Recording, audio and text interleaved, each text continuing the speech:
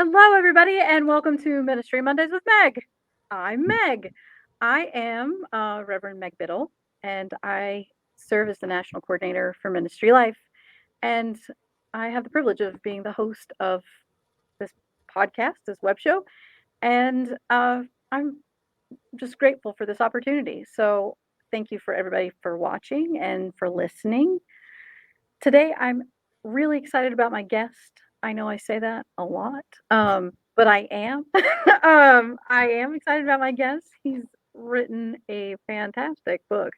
Um, please welcome Reverend Curtis Paul DeYoung, who's author of The Risk of Being Woke, Sermonic Reflections for Activists, and also the co-CEO of the Minnesota Council of Churches.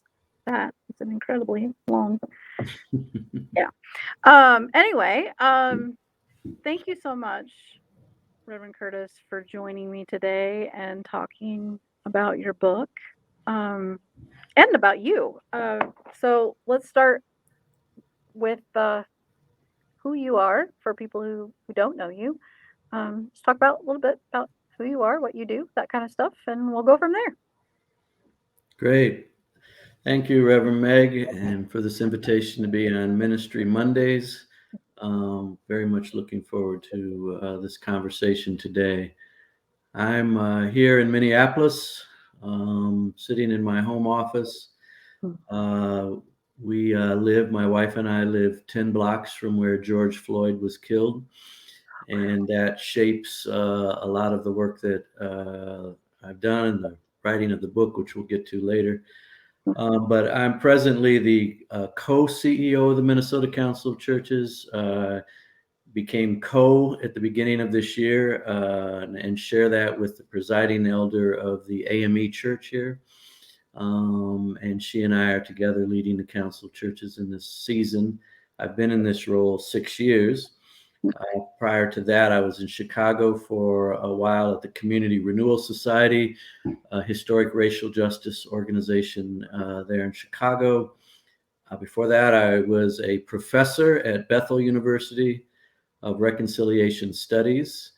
And before that, did some nonprofit work and was a pastor of a local church here in Minneapolis. I grew up in Michigan.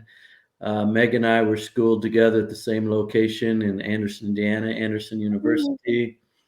And I went to seminary at Howard University School of Divinity in Washington, D.C., and have done ministry both in New York City and in Washington, D.C. in the early part of my career. Married for almost 40 years, 3 children, adult children, and glad to be here with you today. That's quite the resume. I mean, really, what a life. That's amazing. So how did you get involved in race reconciliation, all these different avenues of ministry? How did that happen? Sure. Well, the denomination that I grew up in, the Church of God, which is based in Indiana, has within its sort of holiness tradition a commitment to racial reconciliation, or they would call it unity. Racial unity would be the language that was used historically. And so that was taught to me growing up. I didn't see it very often. Often our theology doesn't match up with our actual practice, especially for a denomination that's been around for a while. But that was there in the DNA, I think, from the beginning. But I was raised in very white contexts. My father was a pastor first in a rural Indiana and then in suburban Michigan. And the high school I graduated from near Kalamazoo, Michigan, was, I would say, 99% white. I went to Anderson University. When I was at Anderson University, it was about 95% white. Then I moved to New York City to work at a homeless shelter in Times Square called Covenant House. And it was a Catholic-run shelter, and joined their faith community and went to Mass every day. And after a few months, I wanted to find something for Sunday mornings that was more familiar to me. So I visited a church of my own denomination, not knowing my way around New York, went north in Manhattan and found myself in Harlem. As most folks know, is a historic cultural mecca for African American folks. And little did I know when I walked into the church that morning that this was a church that was 100% African American and had not seen a white person into those doors in several years, not Mm. even in officials of our denomination. And I was welcomed in by the usher and escorted up to the front of the church to sit. And then it began to dawn on me where I had arrived. Mm. I stayed in the service, and what I didn't understand about the culture of the church and many African American churches, and perhaps other churches as well, is that they had a lay-led pre-service called the devotional service, and that's what was occurring when I arrived. And the pastor was still in his office. So after sitting there for about 5 minutes, I was summoned to the pastor's office because the pastor had heard that I had arrived. And that was an unusual thing. And I was 22 years old at the time. Mm. And so I went into the pastor's office, and he was very warm. He was from South Carolina, so he had a warm kind of Southern cultural way about him. And found out that I went to Anderson University to school. And when I was at Anderson as a student, our campus pastor and New Testament professor was Dr. James Earl Massey, who was a noted Dr. Massey, yeah. Testament preacher and a friend of the pastor. So when he found out that I had studied under Dr. Massey, I guess I was in. And so then he said, can you preach for me? Well, first he said, are you a minister? And I was licensed, not yet ordained, but licensed. And then he opened his calendar and asked me if I could preach 2 weeks from then. I'd only had, preached maybe 5 or 6 sermons in my life as a youth pastor. And 2 weeks later, I would be back there to preach. But that year in New York transformed me in many ways. One, what I did not understand was he was a seasoned pastor in his late 50s and had no young pastors. Many Black churches and other churches that don't necessarily have resources to send all of their folk to seminary have also an apprenticeship style prep for young ministers. And he had no young ministers. So he saw me, and while he saw I was white, he saw that I was young and needed to be apprenticed. And so he took me under his wing. And so I spent the year there, and he had me preach on average once a month on Sunday morning. He was a pastor who loved to preach, but he was equipping me. And of course, the congregation taught me how to preach in that particular setting. What a wow.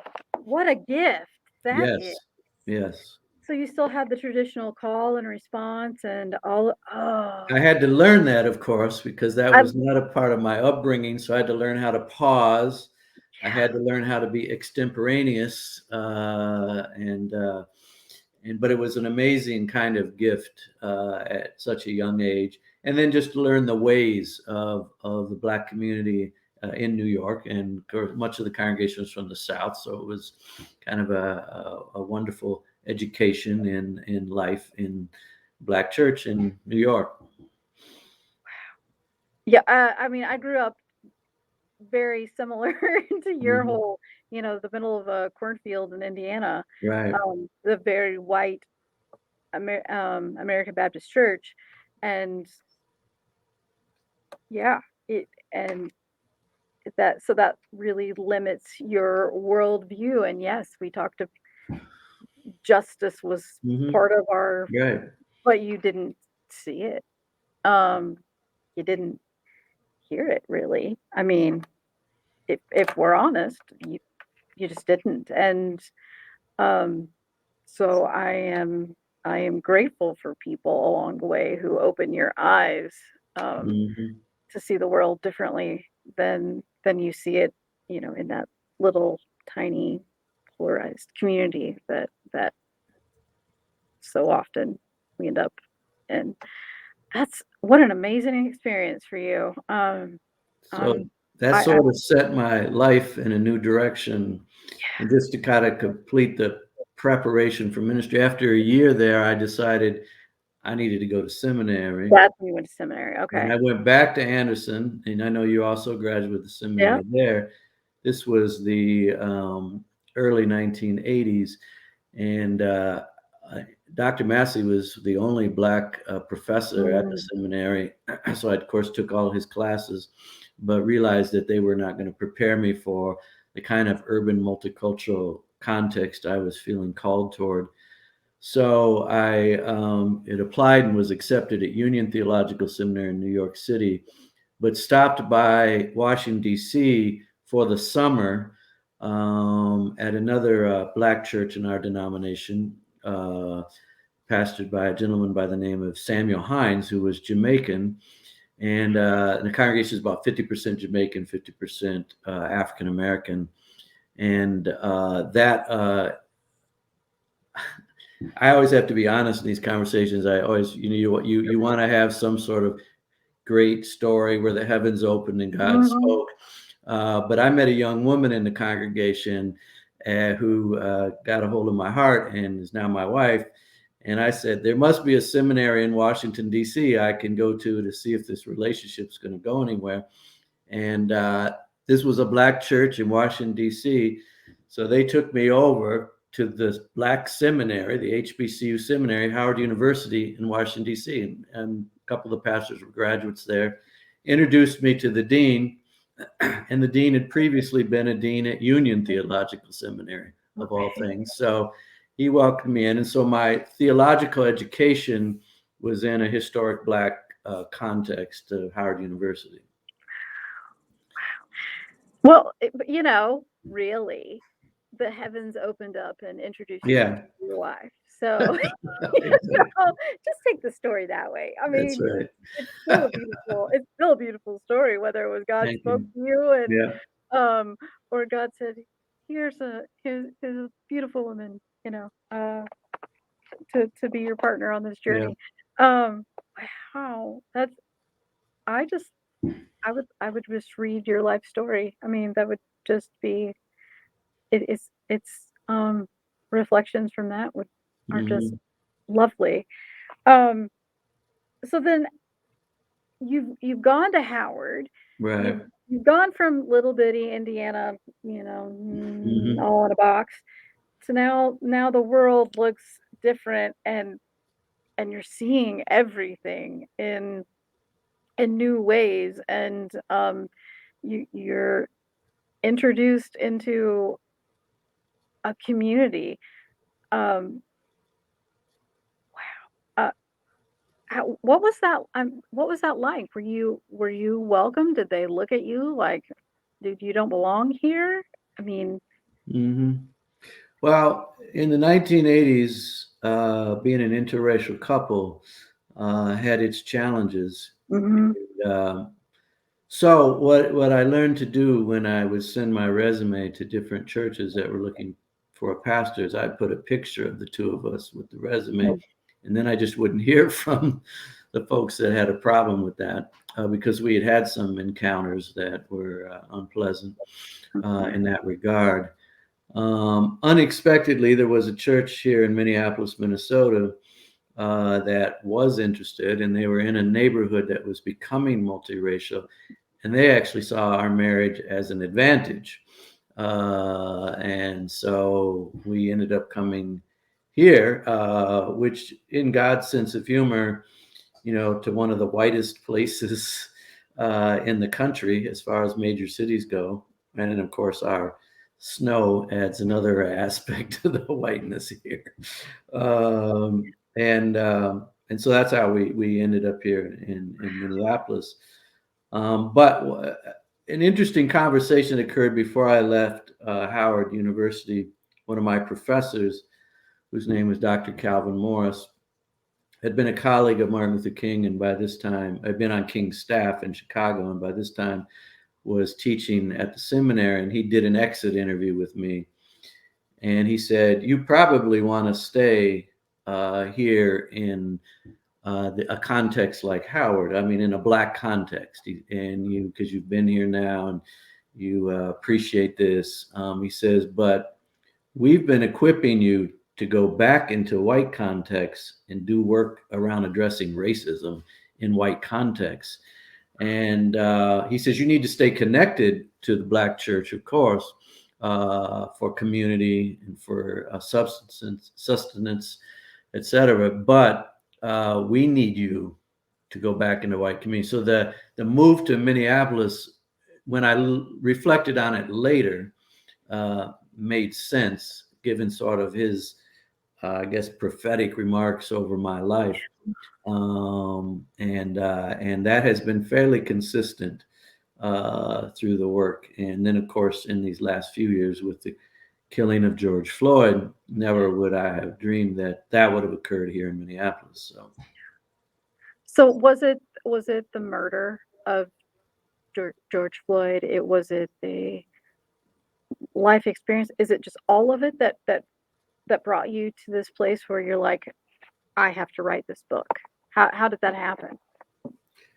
Yeah, I mean, so obviously my journey has been one around racial justice and owning the various aspects of whiteness and calling out the complicity of the church and all of this, and doing that here in this context as well as in relationship with others in other parts of the country. But the certainly in the last some years, with videotaping of racist policing that we see in so many parts of our country, this has become much more of a central issue. So I'd spent a few years in Chicago and then came back to Minneapolis for this position. And Chicago had, while I was there, Laquan McDonald was killed, and the then mayor Rahm Emanuel hid the video until he got reelected.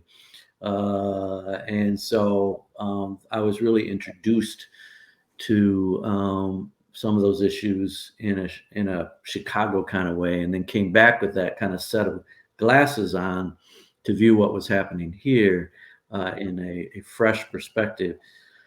And you know, George Floyd was not the first Black person killed by police in Minneapolis, but the timing of it, as we all know, was in the midst of a pandemic where we were all at home, and watching our televisions, and that video became imprinted on our psyche. And then the protests that erupted then became a worldwide event, as well as a Minneapolis event, and the racial reckoning. So out of that time, and somewhat prior, again, maybe even as early, certainly as early as Ferguson protests and stuff, I began to take the preaching that I was taught at Howard and at the church in New York, which is a preaching that speaks to the issues that we face. And it means if something happens, you change your sermon on Sunday morning to address the current event that happens. And that had to become more razor sharp around racial justice issues. And as you know, the head of the Minnesota Council of Churches, we were often called to have voice on these issues as well.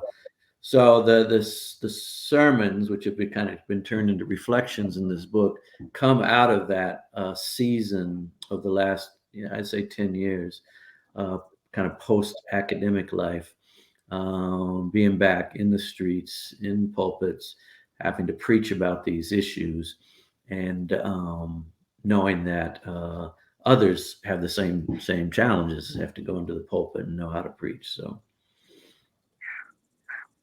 And I imagine living where you live and being a husband and a father, there's the fear for your own family and their safety. of course, yeah. I have children that are, considered Black in the society, biracial children. two of them are sons. So certainly feel that firsthand. And my wife is a Black woman navigating these spaces. And right in the first days after the death of George Floyd, as there was a lot of protest and unrest, we had a number of white supremacists arrive in town from different parts of the state of Minnesota or from the country. And one day we were in the front yard, and what they would do is they would drive these cars that they'd taken the license plates off of. And one came by and stopped and saw my wife and started writing notes in his notebook. And we were like, wow, what's going to happen because of this? And we knew that people were being attacked and that houses were being lit up. And so, yeah, it became very real in that moment, as well as, the daily kind of realities. So certainly, as a white person, I have privilege and I am to some degree protected from that kind of direct racism.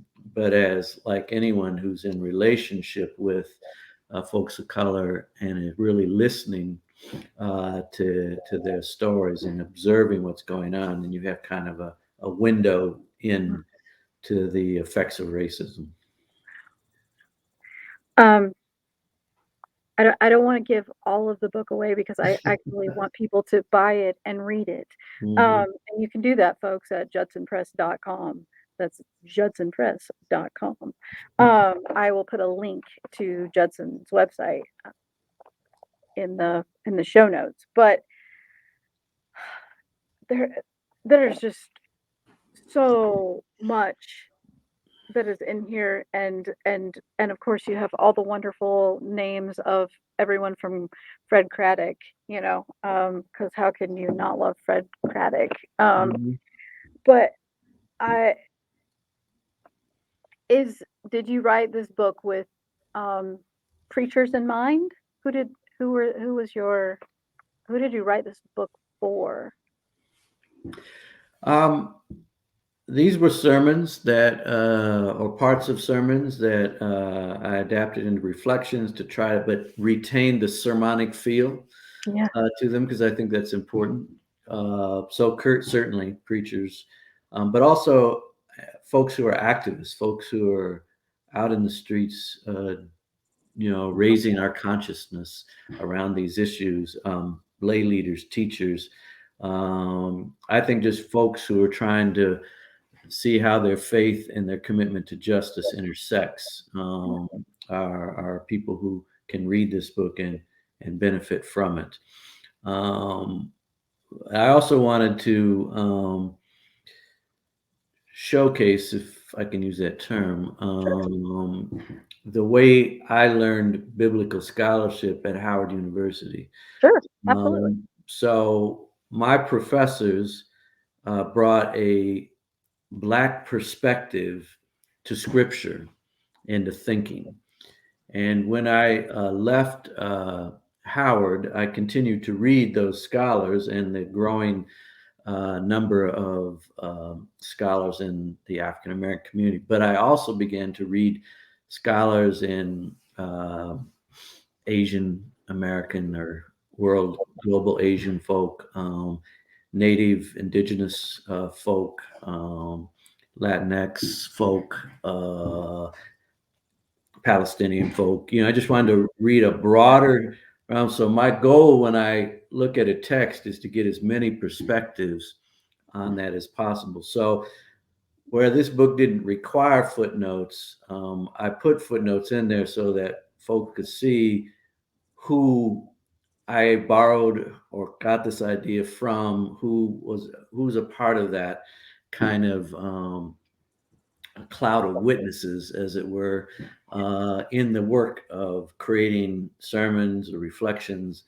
And I think it gives hope to those of us who are come out of one context, mine Yeah. coming out of a white context, that you can read widely and begin to gain insights. And many congregations now are becoming more and more multiracial or multicultural, and you need that ability to speak to a variety of experiences. But our congregations have always been diverse by class, gender, LGBTQ, etc. There's always been diversity, and we need, as much as possible, to bring the stories of all of our congregants. And then you add to that now a generation of young people that are not in our congregations that we still have to be able to speak to and reach to and work together with for justice. Do you think that if we were truly more focused on justice within our churches, that that would be more appealing to our younger people? Do you think that would actually draw them in, or does the church just, as it currently functions, need need to die and see new life, a new way? I know I didn't ask you about this ahead of time, but it just popped in my head, so I thought I'd go there. Sure. I think that that would definitely be a draw. Um, I'm not sure our role is to try to get young people into the buildings. Our Mhm. role is to go out where they are and build those kinds of sort of congregations in real life and see Yeah. where it goes from there. Yeah. But we need to have a faith that speaks to the issues that young people care about, that they experience. And there has to be an honest kind of faith. I've also felt that, that, and this is one of the ways that a white image of Jesus, being the dominant image of Jesus, has really harmed us in that anyone that reads scripture closely and knows the stories of the Bible, knows the time from which it came and where it came, knows that Jesus was not white. So it seems to be almost like there's, if you're portraying Jesus as white, well, what else are you lying about? So there's kind of a need for a kind of honesty and commitment to truth in that sense, and that's an example of it. That's exactly what I was looking for, or I was hoping for that kind of answer, because, and I feel the same way. It's not about drawing them into the building. It's about relationship Yeah. and, you know, being the church in and in the world, ministering with your community, Hmm. and, and you know, we've read the statistics. Young people are dying, older people too, but young people are dying to be included, Yeah. to be heard, to Hmm. be valued, and on top of all of our racial inequalities and everything else going on. But it it it is just, you want to make a difference so badly, and I think it's just sometimes incredibly difficult to even figure out how to start. So I am so grateful for you, and the journey that God has taken you on, and for you sharing that with people, because I mean, it's so important. It's so important. The risk of being woke. Hmm. One of the many things I underlined in there is in the beginning, where you say we are at risk when we are awake, when we are woke, when we work for racial and social justice, and when we align ourselves with Jesus. And then you just go on and on and on. Because I feel like some people would write something like that, but then they would stop there. They Hmm. don't go far enough, and you keep going. And um and I am grateful, and um I would love for people to read this and see what they think about the Lazarus. Start with start with the Lazarus, Right. and and if you are a preacher, of a Bible scholar, are you going to preach it the same way the next time after you read the book? Because Mhm. I don't I don't think you can, or at least I don't think you should. Um, at least that's how I felt um, Mhm. about the book. What did you learn? Was there a big lesson aha moment in writing the book? I'm sure there were a few. Certainly the Lazarus story, which Mm, is kind of the anchor start where the title comes from. When I had read that so many times, that story, and missed the fact that when Lazarus was raised from the dead, woken up, as Jesus said, he's asleep. I got to go wake him up. That he also had a death threat on his life. I had missed that somehow, but it made me think then about those of us who feel a calling to do the work of justice from a faith Jesus inspired perspective, also experience threats, whether they be physical or psychological or spiritual, and we feel the stress of being woke. And I love this term woke. It comes from um, African American context originally, and I found it as far back as the 1930s. It may go even farther back than that in Black community. That when you were to be woke, you were to be aware that racism exists around every corner. And so be careful, be awake, be alert, be woke. Um, and as I was writing the book, that language came to me. I think it's always caution for those of us who are white not to appropriate language or things from other cultural contexts. But it just fits so nicely with the Lazarus story because Jesus used the language of being asleep, woke, uses it in some of the other places where he raises someone from the dead as well. Um, but then, of course, popular culture took this on, and little did I know when this book was published that wokeness, wokeology, all these different variations on woke would become the language of politicians to try to quiet or insult or whatever folks who are working on justice issues. And so it's become even more important in this season where this kind of language is being used. The uh, anti racism author Ibrahim X. Kendi mhm. has said that woke is now the new N word to use against and discredit justice folk. And so call them woke. In previous generations, you would have used the N word. I think that's really powerful and startling, and why we need to claim this and step into it. Yeah, I mean, my first reaction when I read the title was kind of a really? I mean, yeah, Yeah. but then you go, well, I know Cheryl Price, the Hmm. author, our editor of Judson Press, and I trust. And then you read the book, and then you're like, oh, Hmm. okay, I get it now. But Right. you do when you have that sort of visceral reaction to it, like, oh, do I really want to read this book?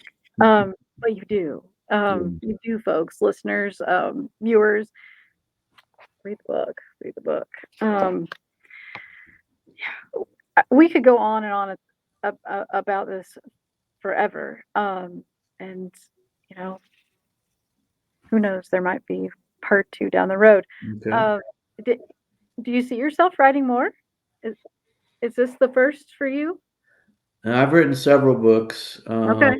and I start my first book came out in 1995, and it was on Judson Press, called "Coming Together: The Bible's Message in an Age of Diversity," and it took that learning that I mentioned earlier at Howard, around the African presence in the Bible and the Black perspective on the Bible.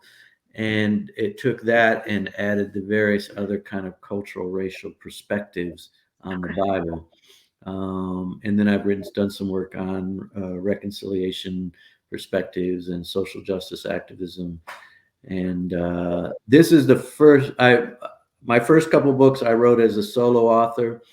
And then I wrote a number of books in collaboration because I think when you address issues of diversity, equity, racial justice, it's the kind of multiracial writing team or various perspectives, multi-gendered teams just bring quite a perspective. So this is the first solo author book I've written in some time. And obviously the sermon comes from the preacher, so there's a certain personal aspect to it. So yeah, I'm sure I'll keep writing something. I look forward to it. I really do. I do have to write a whole lot of new sermons now because they're published, so I have to Yeah. preach some fresh material, Right, which is always good right. for Lots of preachers, more stuff. which local pastors have to do all the time. But those of us that don't sit in a local church don't have that same pressure. But I look forward to that as well. Okay. So as we sort of wrap this up, the joy question. Sure. So everything that you do, think about all that you do in your life and what brings you joy.